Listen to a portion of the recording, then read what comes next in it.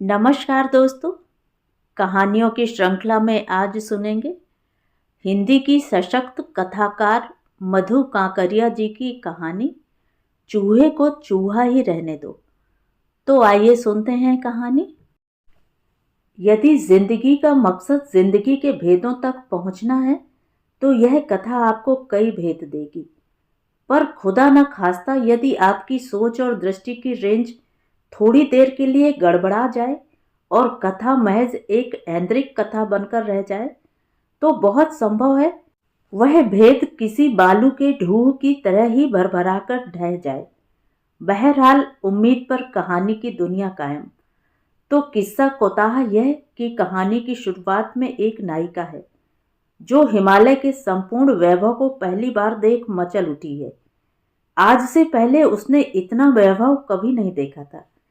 आसमान को छूती पर्वत श्रृंखलाएं, पाताल तक जाती घटाएं, चट्टानें, शिलाएं, नजरों की छोर तक किसी जादुई हरी चादर से ढकी सारी प्रकृति, नीचे कलकल बहती तिस्ता नदी, बीच बीच में दूधिया बादलों को चीर कर निकली उसकी जीभ।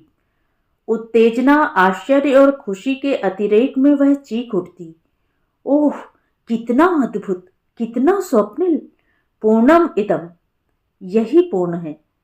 उसने चाहा हिमालय को सलामी देना। कभी अपने स्कूली दिनों में उसने हिमालय पर कुछ एक कविताएं पढ़ी थी। उसने उन्हें गुनगुनाने की चेष्टा की, मेरे नगपति मेरे विशाल, पर इसके आगे स्मृतियों ने उसका साथ नहीं दिया। अतीत के नेगेटिव पॉजिटिव में नहीं बदल सके। अपनी अधूरी सलामी पर उसे खींच आई। फिर कुछ पंक्तियां दिमाग की फुनगी पर फुदकी। हिमालय के आंगन में उसे प्रथम किरणों का दे उपहार। उषा ने हंस अभिनंदन किया और पहनाया हीरक हार। अपनी स्मृति के इस अंश के पुनर्जीवित होने पर वह मुस्कुरा पड़ी।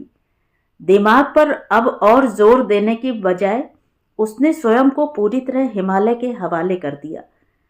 अपने भीतर उसे पहली बार किसी खुदा का सा एहसास हुआ जिसके प्रभाव से जैसे उसका पुराना चोला फट रहा था और अब वह नए सिरे से निर्मित होकर निकल रही थी, मुक्त और निर्भीक। और तभी उसकी तल्लीनता टूटी। पुत्र ने उसे झंझोड़ डाला, ममा हम सी लेवल से कितनी ऊंचाई पर हैं? क्या? वह गड़बड़ाई, भीतर से बाहर लौटी। इन महान क्षणों में तो वह जैसे संबंधों के भी पार चली गई थी। भूल ही बैठी थी कि उसके साथ उसका 9 वर्षीय पुत्र भी है और बतौर बॉडीगार्ड उसके पति के ऑफिस का एक कर्मचारी भी। बेटे हम सी लेवल से 5700 फीट ऊंचाई पर हैं। हम अभी गैंगटॉक से महज 100 किलोमीटर की दूरी पर हैं। किसने जवाब दिया इस प्रकार आंकड़ों सहित? उसने मुड़कर देखा, वह एक सैलानी था जिसकी झील सी गहरी खूबसूरत आंखें उसे देख मुस्कुरा पड़ी थी। आपका बेटा है? बहुत जिज्ञासु है। उसे टरकाकर वह फिर आकाश और हिमालय की रहस्यमयता और विराटता में खो गई। पहाड़ों को काट काट कर बनाए गए थे घुमावदार रास्ते। यह ऊंचाई, यह गहराई, इतनी विशालता कब से? सृष्टि के आरंभ से।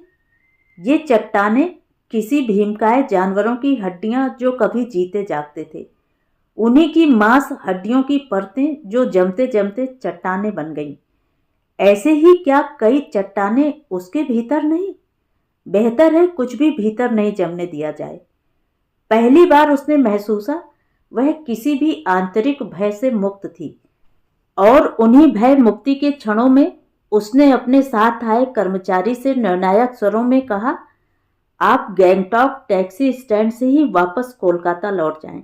आगे की यात्रा मैं स्वयं कर लूंगी, पर मालिक का आदेश मैं समझा दूंगी उन्हें। गैंगटॉक आते आते फिर परिदृश्य बदलने लगा था।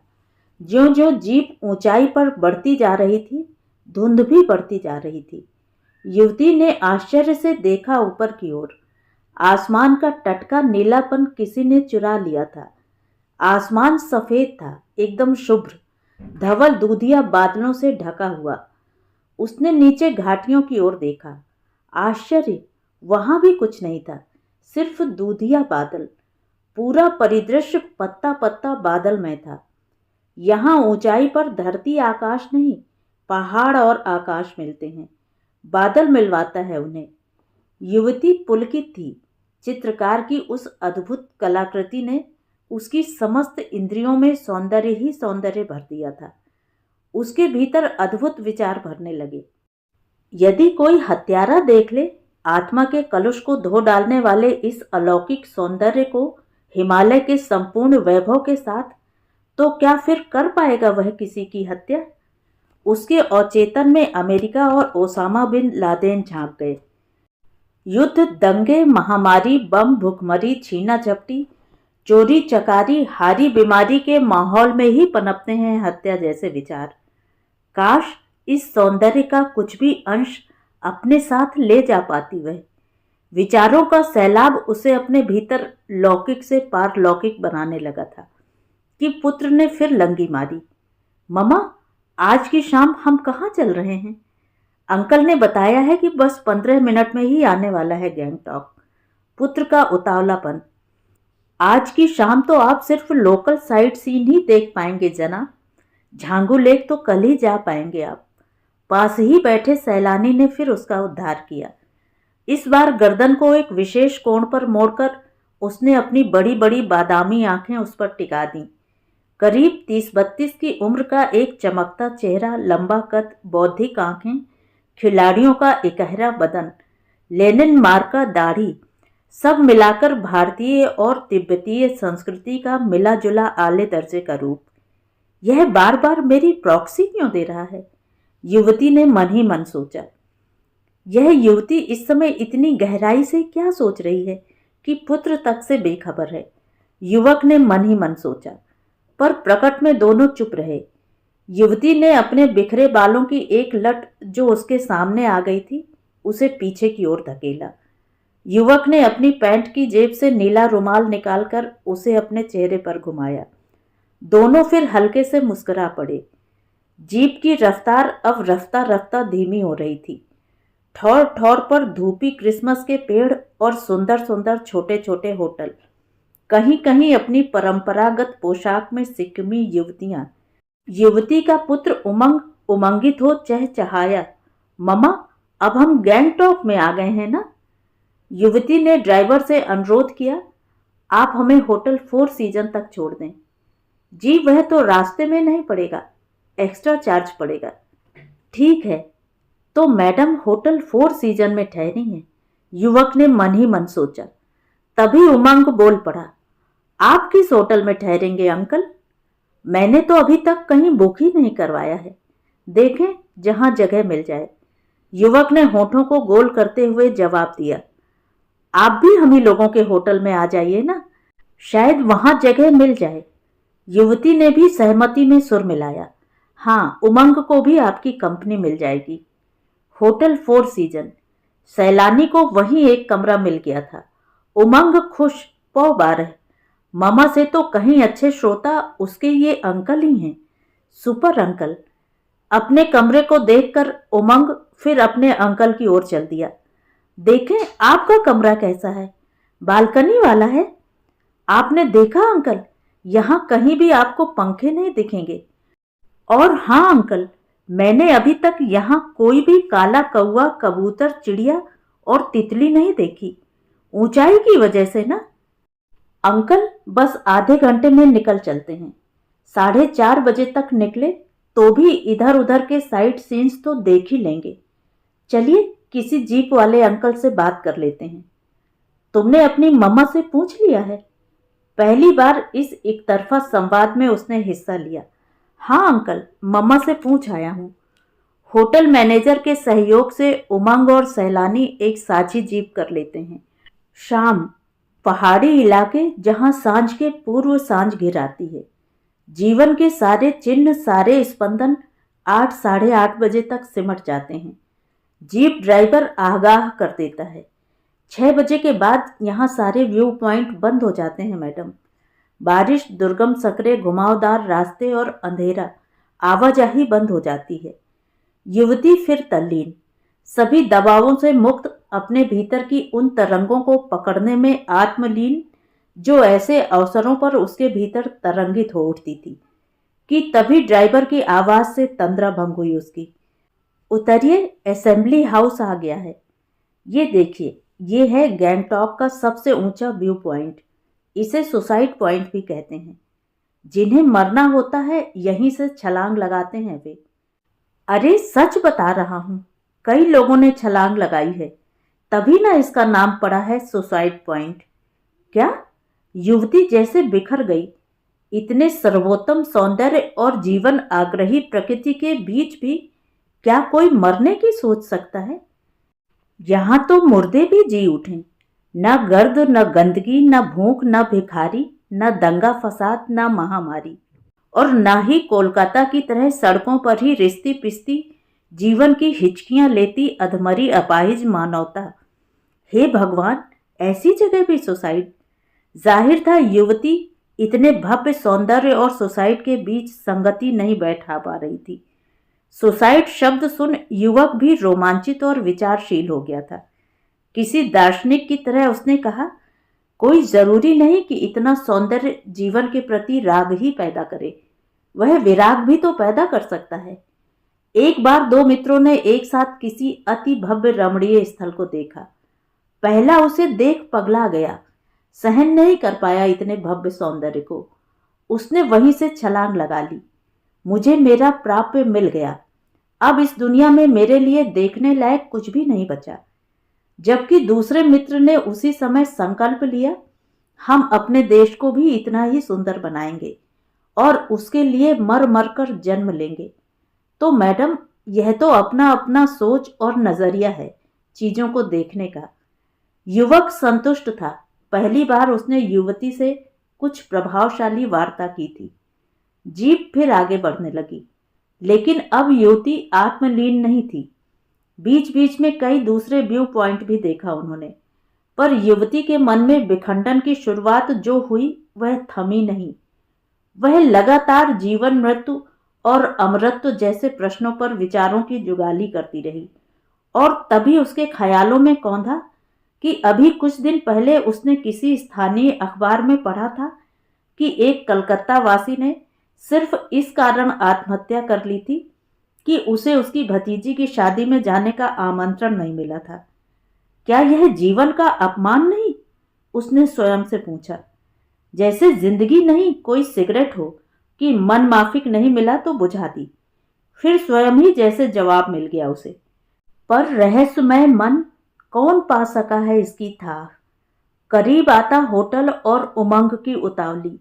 मामा, इसी जीप वाले से झांगू लेक के लिए बात कर लो। जानती हो मामा, वहां एक दिन में 100 से अधिक जीपों के जाने की परमिशन नहीं है।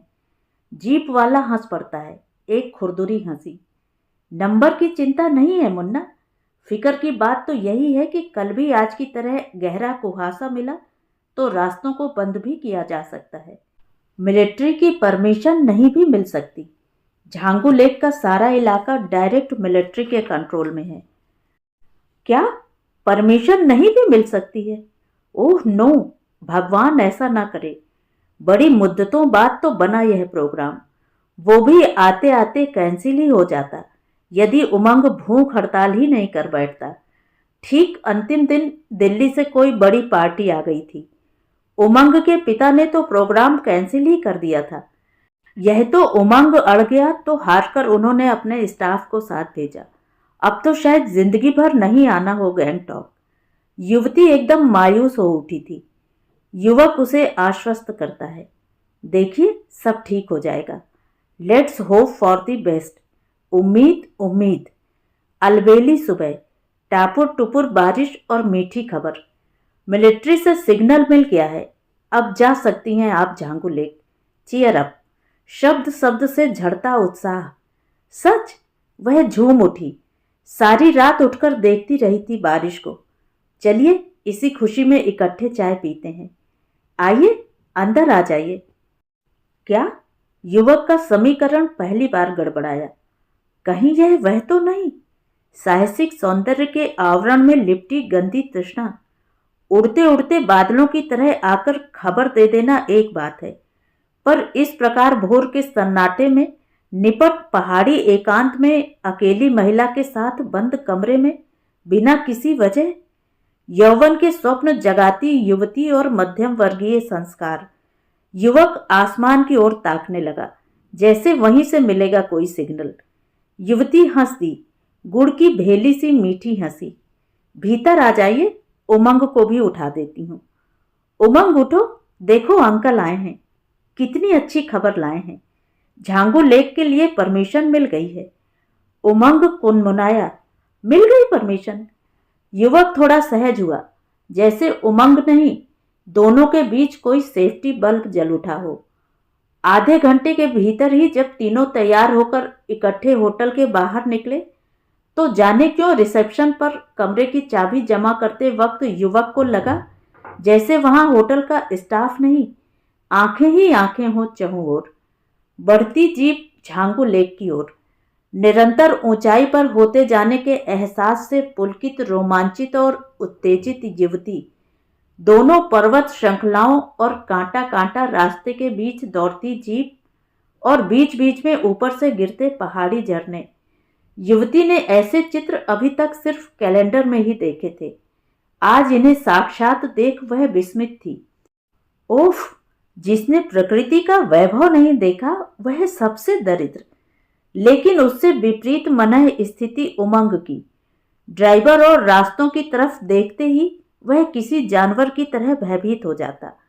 इतना कुहासा, इंच भर भी जीप इधर उधर हुई नहीं कि सीधा खाई में। युवक ने उसे भय मुक्त करना चाहा। ये ड्राइवर काफी ट्रेंड होते हैं, ये आंखें मूंद कर भी चलाएं तो ठीक पहुंचा देंगे। इनकी चिंता छोड़ो और जस्ट एंजॉय। यदि जीवित बचूंगा तभी ना एंजॉय करूंगा। उमंग किसी भी प्रकार सामान्य नहीं हो पा रहा था। युवक हंस दिया, बाप रे, धरती से उगा नहीं और पहाड़ जैसी चिंता। युवक ने युवती की ओर देखा, वह उड़ते बादलों और बहते झरनों की दुनिया में थी, जैसे इन झरनों ने उसकी जिंदगी के सबसे हसीन ख्वाब को अंजाम दे दिया हो। युवक ने आखिरकार क्षण क्षण दुर्घटना का गणित साधते उमंग का ध्यान उन आकर्षक चेतावनियों की ओर खींचा जो जगह जगह पर ड्राइवरों को आगाह करने के लिए लिख दी गई थी। नजर हटी कि दुर्घटना घटी। Be mister late, then late mister. Drink and drive and you won't survive. 3 ways to achieve God। Liquor, speed and our lord. तरह तरह की काव्यात्मक चेतावनी को पढ़ते मजा आने लगा था उमंग को, और इन चेतावनी को पढ़ते पढ़ते ही जाने कब वे झांगू लेक पहुंच गए थे। झांगू लेक, सभी सैलानी अपने कैमरे निकाल आसपास के सौंदर्य को उसमें कैद करने में मशगूल हो रहे थे, पर उमंग फिर बिफर पड़ा था। मम्मा, आपने तो कहा था कि यहाँ सब कुछ बर्फ से ढका मिलेगा, पर यहाँ तो सब हरा है। बर्फ इक्की दुक्की जगह है। बर्फ देखनी हो तो आप फरवरी मार्च के आसपास आइए मुन्ना बाबू। इस जून के महीने में सारी बर्फ गल जाती है। फिर भी ऊपर बाबा के मंदिर के आसपास जरूर बर्फ मिल जाएगी। ड्राइवर ने उसे मायूसी से बचाना चाहा। तो क्या अभी और ऊपर चलना है? उमंग फिर चहक पड़ा। हाँ, ऊपर बाबा का मंदिर है। बाबा का मंदिर? वह क्या? युवती ने पास ही खड़े आर्मी जवान से पूछा। आर्मी जवान? हाँ, बाबा का मंदिर दरअसल स्वर्गीय आर्मी मेजर हरभजन सिंह की स्मृति में बना मंदिर है। एक बार वे अपनी बटालियन को लीड कर रहे थे कि बर्फ में उनका पांव फिसल गया था और वे वहीं दब गए थे। उनकी डेड बॉडी भी नहीं मिल पाई थी। बाद में कई बार वे अपने कुलीग के स्वप्न में दिखाई दिए। स्वप्न में ही उन्होंने उससे कहा, मैं इन्हीं बर्फों में दबा पड़ा हूं, तुम मेरा एक काम करो, मेरी स्मृति में एक छोटा सा देवघर बनवा दो, नहीं तो मुझे चैन नहीं पड़ेगा। बाद में उनके लिए वहीं पर एक देवालय बनवा दिया गया, जहां उनकी तस्वीर और सामान स्मृति स्वरूप सजा दिया गया। उसके बाद फिर वे अपने कुलीग को कभी भी दिखाई नहीं पड़े। जी, हमारा तो विश्वास है कि बाबा यहीं हमारे आसपास ही हैं। आज भी इन्फेंट्री के दिन उनकी स्मृति में एक आयोजन होता है। जाते वक्त जब जीप में आर्मी अफसर बैठते हैं तो स्टीयरिंग वाली सीट अपने आप हिलने लगती है। बाबा अदृश्य रूप से तब उपस्थित रहते हैं हमारे बीच। शब्द शब्द भक्ति भाव और आस्था में तरबतर था फौजी जवान का। युवती रोमांचित हो उठती है यह कथा सुनकर। युवक से कहती है, क्या आपको लगता है हरिभजन बाबा की आत्मा सचमुच इन पहाड़ों पर है? जो भी कहिए, तमाम वैज्ञानिक और एटॉमिक उपलब्धियों के बावजूद भारत की सच्ची तस्वीर यही है।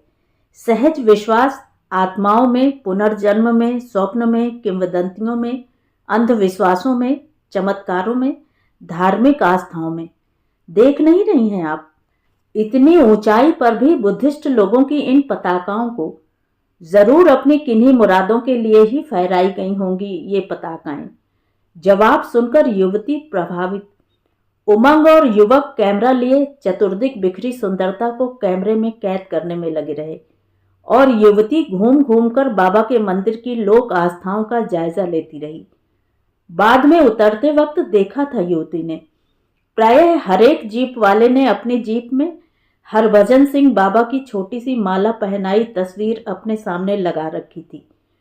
ईश्वर, प्रकृति, मनुष्य देह, आत्मा के पारस्परिक संबंधों पर सोचते हुए युवती फिर दार्शनिक की तरह किसी परम तत्व के अन्वेषण में खो जाती है कि उमंग झंझोरता है, देखो मामा, कितने सारे फौजी जवान। हाँ बेटा, ये बर्फीली तूफानों को झेलते हैं जिससे हम चैन की नींद सो सकें। इनका अभिवादन करो। उमंग चाव से हाथ हिला हिलाकर सबका अभिवादन करता है। जवान भी तत्परता से हाथ हिलाते हैं, मुस्कुराते हैं। युवती रोमांचित हो उठती है। एक ही देश, एक ही धरती, एक ही योनि में जन्म लेने का रिश्ता कितना गाढ़ा होता है। तुम धीरे धीरे समझोगे उमंग, और तुम भी सैलानी। यात्रा समाप्त। होटल। जीप से उतरकर युवक ज्यों ही अपने कमरे की दिशा की ओर अग्रसर हुआ, युवती ने उसे रोक दिया, आंखों में अपूर्व अनुराग और आमंत्रण। हमारे साथ ही चलिए, इकट्ठे डिनर ले लेंगे, 2 थालियां मंगवा लेंगे, तीनों का हो जाएगा। शब्द शब्द चाशनी में तर। युवक फिर चौंका। यह दूसरी बार था कि एकांत होते ही युवती ने फिर उसके करीब आना चाहा। हल्की हल्की विचार तरंगे मन पर थपेड़े लगाने लगीं। गंभीर, अभिजात और बौद्धिकता का लबादा ओढ़े ये कहीं निम्फोमैनिक तो नहीं, बदचलन तो नहीं। 32 वर्ष का उसका अनुभव, अभी तक कोई इस कदर इतने अल्प काल में उस पर आसक्त नहीं हुई। फिर यह विवाहित मां? नहीं, वो बेख्वाब मन में ख्वाब जगाता। यह आमंत्रण साधारण नहीं, यह तो प्रलय पूर्व नक्षत्रों द्वारा अपनी अपनी परिधियों का सीमा अतिक्रमण हुआ। असमंजस में उड़ते हुए कुछ लम्हे, सौंदर्य और संस्कार, यौवन की पुकार और नैतिकता के बीच पाखुरी पाखुरी विखरा मन कि तभी युवती ने निर्द्वंद होकर बिल्कुल सहजता से कहा, आज की शाम को अविस्मरणीय बना देते हैं। शेर, शायरी और कविताएं तो आपको आती ही होंगी। हाँ, कॉलेज के दिनों में कभी कभार गा लिया करते थे। तो आज की शाम शायरियों के नाम। युवक वहीं जम गया, जैसे किसी अदृश्य रिमोट ने विचार शून्य कर फ्रीज कर दिया हो उसे। दूरदर्शन, विश्व कप, फुटबॉल, पूरी तरह मशगूल उमंग। कॉल बेल, बैरा। बैरे को देखकर युवक फिर सिटपिटा गया। भीतर फड़फड़ाहट हुई। क्या पसंद है आपको? कुछ भी, सब चलेगा। जो पसंद हो उमंग को मंगवा लीजिए। अंकल, आपने नोट किया, यहाँ खुली चाय के ऊपर भी पपड़ी नहीं जमती। अंकल, यहाँ की विशेष डिश मोमो खाई आपने? उमंग और युवक ही बतियाते रहे। युवती लगभग खामोश रही और खाने के बाद बिना किसी बातचीत के बाहर बालकनी में चली गई। थोड़ी देर अखरा युवक को युवती का यह विचित्रता भरा व्यवहार, अनुग्रह पूर्वक बुलाना और फिर आई केयर डैम वाला एटीट्यूड। थोड़ी देर वह अन्य मनस्क सा बैठा रहा और फिर अपने सिकुड़े हुए आत्मविश्वास के साथ वह भी बालकनी में खड़ा हो गया। युवती दत्तचित्त होकर रेलिंग से कोहनी टिकाए निचली तराइयों में बसे जीवन को छोटे छोटे लकड़ी के घरों को, रात के निविड़ अंधकार में तारों सी झिलमिलाती रोशनी की झालर को हिरणी सी चकित होकर अपलक देख रही थी, जैसे वह रोशनी की झालर नहीं, जीवन का उजाला हो। युवक को युवती थोड़ी रहस्यमय लगी। आप सचमुच प्रकृति की दीवानी हैं? खामोशी की बर्फ तोड़ी उसने आखिरकार। क्या आप नहीं? मैं हर उस चीज का दीवाना हूं जो खूबसूरत है। सच। अपनी खूबसूरत बादामी आंखों को युवक पर गड़ाती वह उसके करीब आई और देखते ही देखते उन विशाल पनीली आंखों में गुलाबी डोरे खिंच गए, जिन्हें देख युवक को लगा अब युवती किसी खतरनाक जोन में बदल चुकी है और जाने किस आदिम और अपराजेय शक्ति से वशीभूत होकर उसने युवती के कंधों का हल्का सा स्पर्श किया। जाने उसके हाथों के स्पर्श में क्या था कि युवती की आंखों का रंग देखते देखते ही बदल गया। अब वहां गुलाबी रंग नहीं, वेदना की कोई गहरी झील झिलमिला रही थी। युवक फिर आश्वस्त हो गया था। नहीं, इन आंखों में वैसी कोई भूख नहीं। तो फिर कैसी याचना है इन आंखों में? उसने फिर ताका युवती की ओर। क्षण भर के लिए दो छवियां दोनों के भीतर उतरी। कुछ भाव संप्रेषण हुआ कि तभी उन क्षणों का वह महाभाव एकाएक किसी सूखी टहनी सा तड़क गया। उमंग ने उसी समय ढेर सारी उल्टी कर दी, भयंकर दुर्गंध वाली बदहजमी की उल्टी। पहली उल्टी, 10 मिनट बाद ही फिर दूसरी उल्टी। क्षणांश में ही युवती का कायांतरण किसी चुस्त दुरुस्त नर्स के रूप में हो गया। उसने वह सब कुछ किया जो उन क्षणों में जरूरी था। बेटे को सहलाना, पोंछना, कपड़े बदलना, बाथरूम साफ करना। अपने पास के मेडिकल बैग से उसने कुछ दवाई ढूंढी, पर वहां भी दवाई नहीं मिली। इसी बीच उमंग ने फिर की एक उल्टी। घबराकर उसने कॉल बेल बजाकर बैरे को बुलाया। इसे जबरदस्त उल्टियां हो रही हैं, आप जैसे भी हो मुझे डामस्टल टैबलेट ला दीजिए।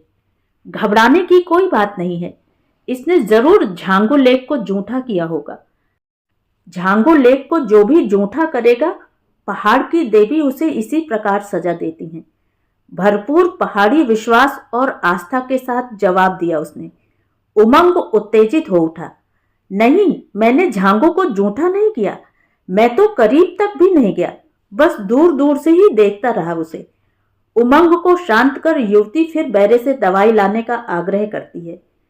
दवाई तो अब नीचे ही मिलेगी, यहां तो 8 बजे तक सब कुछ बंद हो जाता है। पर इतनी बारिश, यदि पुलिस ने नीचे जाने से रोक दिया तो? पर आप चिंता नहीं करें, झांगू लेक को दोष पहुंचा है, इसलिए ऐसा हो रहा है।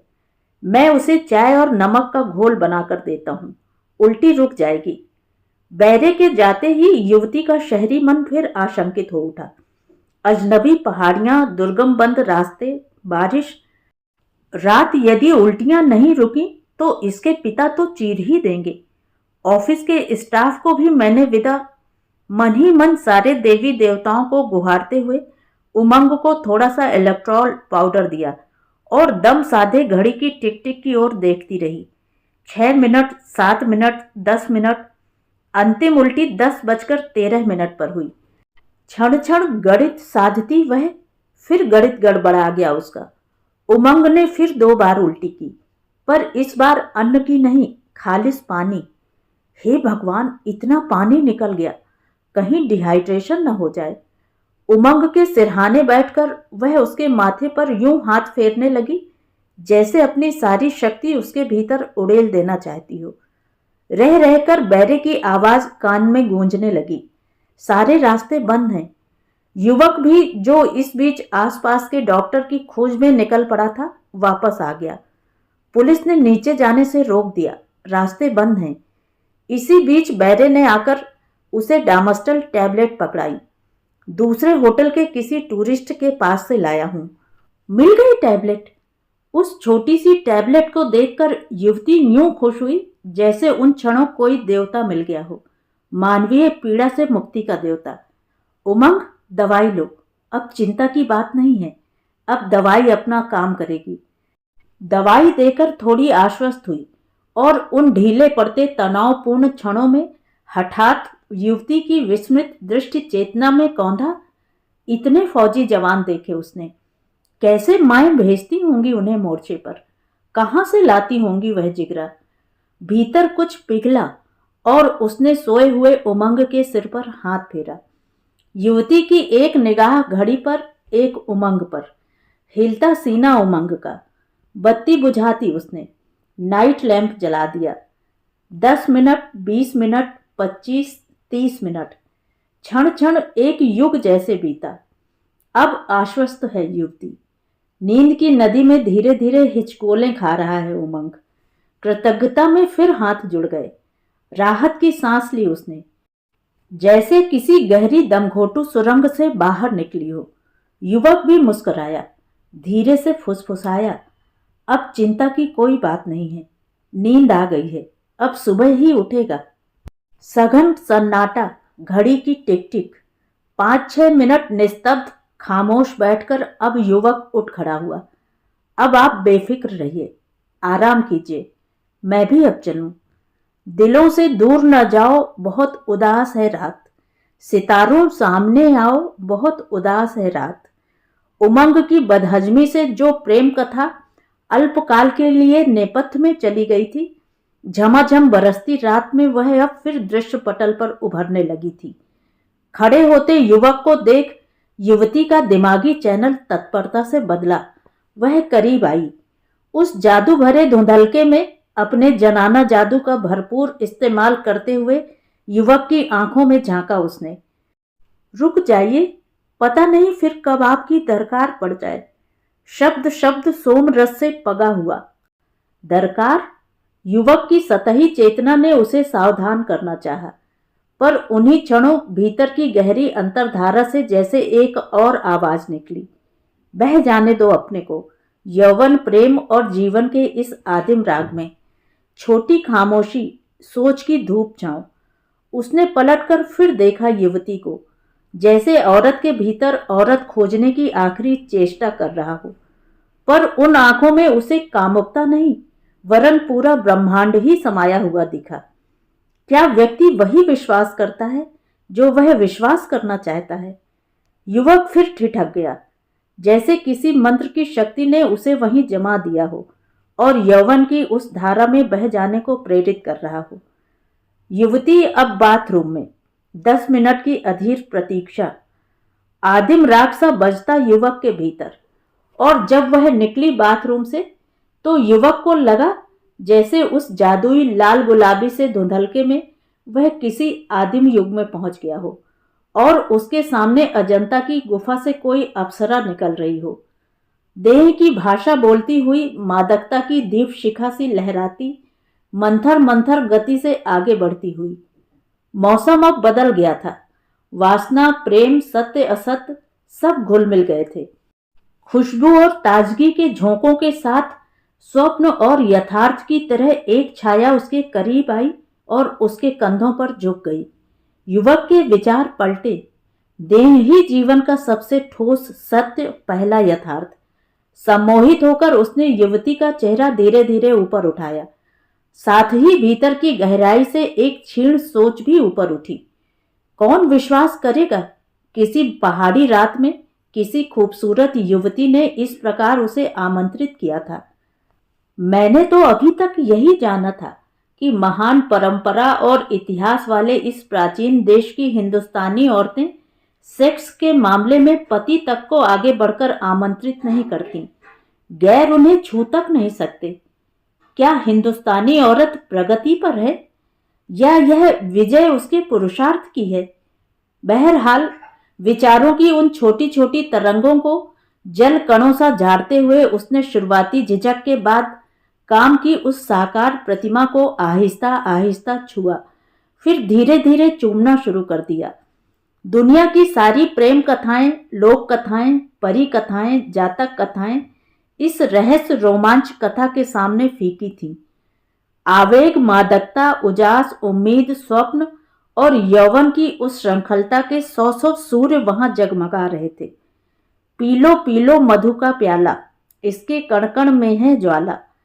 कामनाओं के पुष्प बाण फेंकती युवती और अपने मध्यम वर्गीय जड़ संस्कार की केंचुल को एक एक कर उखाड़ फेंकता युवक। दोनों अब मधु चंद्रिका की उस मिलन यामिनी में मधुमती की भूमिका में थे। जिंदगी के विरल और दिव्य मधु को चषक चषक पीता युवक। बीच बीच में जब जब युवती को किसी गंदे चिथड़े की तरह पति का ख्याल आता, वह युवक को कसकर अपने आगोश में ले लेती, पर क्षणों में उसकी आंखें विशेष रूप से चमकने लगती। युवक दर्प से मुस्कुरा उठता। आई केम, आई सा, आई कॉन्कर्ड। एक खूबसूरत जिस्म ही नहीं, खूबसूरत दिमाग भी उसके आगोश में था। जिंदगी उन लम्हों में पूरी उदारता से यौवन, उन्माद और राग की चांदनी बिखेर रही थी। युवती के शरीर और सम्मोहन की अतल गहराइयों में डूबता जा रहा था युवक। बेखुदी, तल्लीनता और तन्मयता के खामोश क्षण, स्वप्न और यथार्थ के समागम क्षण। और ठीक जब युवक चरमोत्कर्ष की ओर अग्रसर होता हुआ स्वयं को संसार का सबसे सुखी और वैभवशाली व्यक्ति समझ रहा था, तभी एक झटके से युवती ने उस ऐन्द्रिक जाल से स्वयं को मुक्त किया। सेज को छोड़कर वह उठ खड़ी हुई थी, जैसे अब वह सेज नहीं, कोई शरशैया हो। दो खूबसूरत जिस्मों का कोई पुल बनते बनते टूट गया। युवक स्तब्ध, भौचक, प्रवंचित। यह उसका साफ रिजेक्शन था। एक गुलाबी प्रेम कहानी के असमय अवसान पर वह अचंभित था, अपमानित भी। अपनी गर्माती और बेकाबू देह पर वीरतापूर्वक काबू पाते हुए उसने हैरत और आग्नेय दृष्टि से युवती की ओर ताका। बोलते बोलते उसकी आवाज कपकपा गई। यह क्या क्या वासना की लहर, देह का ताप और मन की मौज ने यहीं तक साथ दिया तुम्हारा? तुम्हारी इस लीला पर तो स्वयं ईश्वर भी चकित रह जाए। मैं तुम्हें आमंत्रण देने नहीं गया था, फिर तुमने क्यों किया ऐसा, बताओ? युवती चुप। युवक ने फिर झकझोरा उसे। कुछ समय पूर्व का प्रेमी अब एक बिफरे साँड़ में तब्दील हो चुका था। चेहरे पर अधबर से बादलों का घटाटोप छा गया था। बताओ, हम पहले गलत थे या अब गलत हैं? यदि हम पहले गलत थे तो तुम आगे क्यों बढ़ी? और यदि हम पहले गलत नहीं थे तो अब गलत कैसे हो गए? इस पूरे प्रकरण की तुम ही सब कुछ थी, निर्देशिका, सूत्रधार। युवती चुप, एकदम जड़। युवक ने फिर झंझोड़ा उसे। मैं शरीफ हूं, नारी की इज्जत भी करता हूं, इसलिए मैंने तुम्हारी इच्छा के विरुद्ध कुछ भी नहीं किया। लेकिन अपने इस प्रश्न का जवाब लिए बगैर हिलूंगा भी नहीं यहां से, क्योंकि यह मेरे जीवन का सबसे हैरत अंगेज प्रश्न है। जवाब आया, शब्द शब्द हिमखंड, रेशा रेशा तटस्थ और वस्तुपरक। हम न पहले गलत थे न अब गलत हैं। बस इससे आगे बढ़ना मेरे एजेंडा में नहीं था। क्या? युवक ने जैसे नंगा तार छू लिया था। या खुदा, इस दुनिया में भी फिक्सिंग? हाँ, आज की यह रात अकस्मात नहीं थी। इसके मेघखंड मेरे अवचेतन में जाने कितने वर्षों से खंड खंड एकत्रित हो रहे थे। आज की रात मेरे प्रतिशोध की रात थी। प्रतिशोध? यह कैसा प्रतिशोध? किससे प्रतिशोध? अपनी ही काया के कुंभ में दूसरों को नहलाकर, अपने को गिराकर, यह कैसा प्रतिशोध लिया तुमने? घबराओ नहीं, यह प्रतिशोध मैंने तुमसे नहीं, अपने पति से लिया है। और यह प्रतिशोध तो इसी प्रकार लिया जा सकता था। जिस प्रकार बिना जल में कूदे तैरा नहीं जा सकता, उसी प्रकार बिना देह से गुजरे यह प्रतिशोध भी लिया ही नहीं जा सकता था। रही बात अपने को गिराकर लेने की, सो मैं नहीं मानती कि मैंने स्वयं को गिराया है, क्योंकि वह मेरी वासना नहीं, प्रतिशोध की अग्नि थी, जिसकी ज्वाला में मैं धधक रही थी। नैतिकता, सच्चरित्रता और पवित्रता, ये सारे सत्य मुक्तात्मा पर लागू होते हैं। जीवन की स्वाभाविक मांग, इस मांग को ठुकराकर कोई भी सत्य हासिल नहीं किया जा सकता। और पवित्रता? वह हंस पड़ी। पवित्रता जैसे संदिग्ध पदार्थ के लिए क्या प्रतिशोध जैसी शक्तिशाली भावना की आहुति दी जा सकती है? इस प्रतिशोध में भी जीवन के कुछ मूल्य और नारी बोध जुड़ा हुआ था, पर तुम उसे नहीं समझ सकोगे। क्या मतलब? युवक कुछ समझ ना पाया, वह थोड़ा कच्चा पड़ा। भगवान के लिए मुझे साफ साफ बताओ, पहेलियां मत बुझाओ। तुमने क्यों किया ऐसा? टेबल पर रखे शॉल से स्वयं को अच्छी तरह ढांपकर जमीन की ओर देखते हुए धीमे धीमे स्वरों में कहने लगी वह, मैं अपनी जिंदगी के विस्तृत ब्यौरे में नहीं जाना चाहती, पर एक घटना भर सुना सकती हूं। तुम खुद समझ जाओगे कि मैंने ऐसा प्रतिशोध क्यों लिया। मेरे पति ने मेरी देह की जमीन पर ऐसी हदबंदी कर दी थी, ऐसे कटीले बाड़े डाल रखे थे कि मैं किसी हमउम्र इंसान से बात करने तक तरस जाती थी।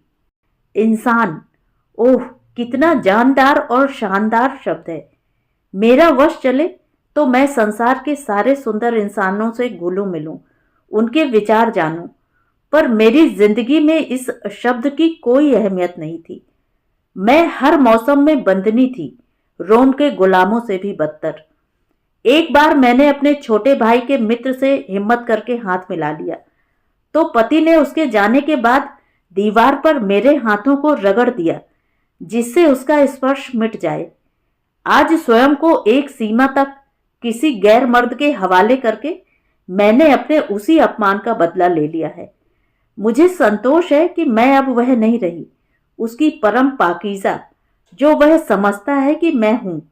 जानते हो, बहुत पहले मैंने एक विदेशी कहानी पढ़ी थी, जिसमें एक पत्नी पति की मृत्यु के पश्चात उसकी आंखों को विज्ञान की सहायता से किसी कृत्रिम मस्तिष्क से जुड़वाकर अपनी टेबल पर रखवाती है, और एक एक करके वह वे सब काम करती है जिसके लिए उसके जीवन काल में उसका पति उसे रोकता था, और जिसके लिए उसने अपनी पत्नी को हिदायत दे रखी थी कि उन आदेशों का वह उसकी मृत्योपरांत भी पालन करे। मृत पति की लाचार आंखें बस देखती रहती थीं। जिन दिनों मैंने यह कहानी पढ़ी थी, मुझे यह फंतासी भर लगी थी, पर आज समझ गई हूं, ये कहानियां नहीं, हाड़ मास की जिंदगियों के जीवित दस्तावेज हैं, जो कालांतर में कहानियां बन जाते हैं। ठीक वैसे ही जैसे जीवित जानवरों की हड्डियां और मांस कालांतर में चट्टान बन गए। शब्द शब्द आक्रोश से तरबतर था युवती का। युवक को लगा युवती के व्यक्तित्व का आखिरी और अदृश्य घूंघट अब उलट गया है। उसे समझ नहीं आ रहा था इस रात की घटना का वह स्वयं को प्रवंचित महसूस है या शर्मिंदा, पर उसने साफ महसूसा उसकी संवेदना के कुछ तार अनायास ही युवती से जुड़ गए थे। अब उसे चला जाना चाहिए था, क्योंकि युवती का उद्देश्य पूर्ण हो चुका था और अपनी सारी रोमांटिक जीवंतता का जाल उसने पूरी तरह समेट लिया था। पर युवक था कि जाने की मानसिकता बना नहीं पा रहा था। किसी न किसी बहाने टूटे हुए तिलिस्म में वह थोड़ी देर और गुजार लेना चाहता था। उस चेहरे को जिंदगी भर के लिए वह अपनी आंखों में भर लेना चाहता था। जाने का उपक्रम करते करते फिर पूछा उसने, बस अंतिम प्रश्न, क्या तुम अपने पति को अपने इस प्रतिशोध के बारे में बताओगी? युवती विद्रूपता से हंस पड़ी। शायद हां, शायद नहीं, पर यदि नहीं भी बताया तो क्या Harsh. Let mouse be a mouse, चूहे को चूहा ही रहने दो। सुबह युवती होटल छोड़कर जा चुकी थी। युवक भी निकलने की तैयारी कर रहा था। एक मनोरम यात्रा का बेचैन और अधूरा अंत होने जा रहा था। युवक की चेतना में पूरी तरह युवती और उदासी की धुंध सी छाई हुई थी। एकाएक उसके दिमाग में आया, जीप में और भी एक दो युवक थे। फिर युवती ने अपने प्रतिशोध के लिए उसे ही क्यों इस्तेमाल किया? क्या उसके चेहरे पर ऐसा कुछ था? वह तुरंत बालकनी की ओर लपका कि युवती दिख जाए तो यह आखिरी सवाल भी उससे पूछ ही डाले। उसका विश्वास था कि युवती अवश्य ही उसे जवाब देगी, पर तब तक युवती की जीप रवाना हो चुकी थी। तो ये थी कहानी। कहानी आपको कैसी लगी? कमेंट करके ज़रूर बताएं।